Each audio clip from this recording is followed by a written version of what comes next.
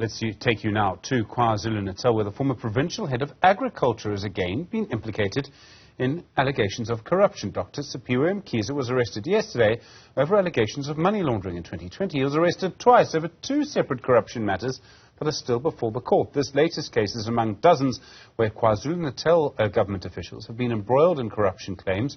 We're joined now by our reporter Karinda, Jagmohan. Karinda, good afternoon to you. In this case in particular, what happened? Indeed. So, Dr Siphiwe Mkhize, like you mentioned, he has been at the courts previously on similar corruption cases. Here, he has been arrested with an alleged co-accomplice who is also an acting High Court judge, that is Stembiso Mdlala. Now, the two are accused of corruption and money laundering. It's alleged that during 2016, Mkhize, the agriculture, now former agriculture head of department, was handed a vehicle, a luxury vehicle worth 1.3 million rand. This was handed to him allegedly by his accomplice, the acting High Court judge Mdlala, and it's alleged that the two had misrepresented a business deal to allow a business person to pay 1 million rand to this car dealership, and then much later Mdlala, the acting High Court judge, then paid a further 300,000 rand to this dealership, and ultimately this car was handed to Mkhize. Mdlala is actually a service provider to the department, or was a service provider to the department at that time, and that is how this matter arose following investigations by various law enforcement authorities. Now, like you mentioned, this is not the first corruption case that Mkhize has faced. He was the head of the Department of Agriculture in KZN between 2015 and 2018. He was suspended in 2018 and thereafter resigned from his post when he was implicated in a 5 million rand corruption scandal involving staff members from the supply chain management at that department. Then much later on in 2020, further investigations revealed other corruption charges. In June 2020, he was arrested with a businessman who was also a service provider to the department, and there it was alleged that Mkhize had received another vehicle worth 500,000 rand from that service provider, and essentially a form of gratification there. Those allegations, and that is before the court.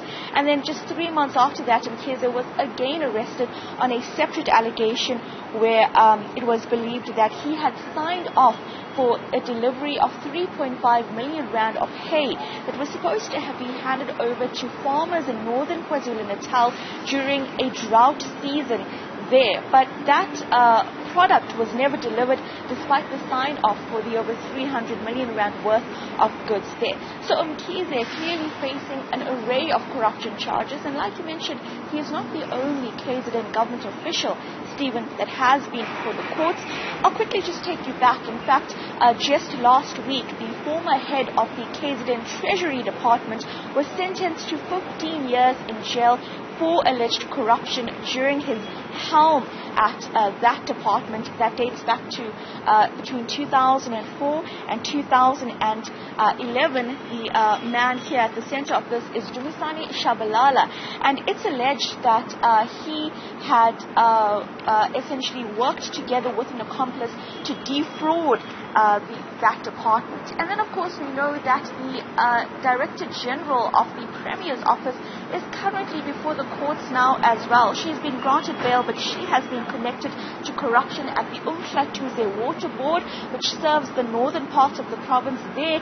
Senior members of the water board have been arrested and charged with tender fraud at that board. And then the Director General of the Premier's office, she's been charged with defeating the ends of justice and intimidation. The allegation is that she instructed someone to intimidate a witness to the alleged fraud that's been happening at Tuze Water Board.